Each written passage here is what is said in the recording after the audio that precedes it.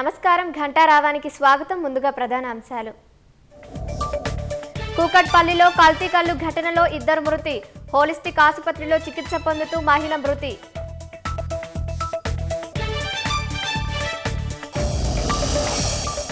పాసమైలారం పేలుడు ఘటనలో అధికారుల కీలక నిర్ణయం. ఆచూకీ లేని 8 మంది మృతి చెంది ఉంటారని అంచనా.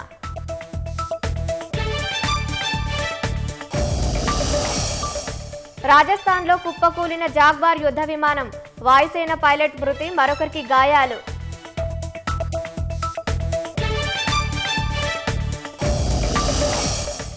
కాంగ్రెస్ హయాంలో ప్రజాపాలన సాగుతుందన్న మంత్రి వివేక్.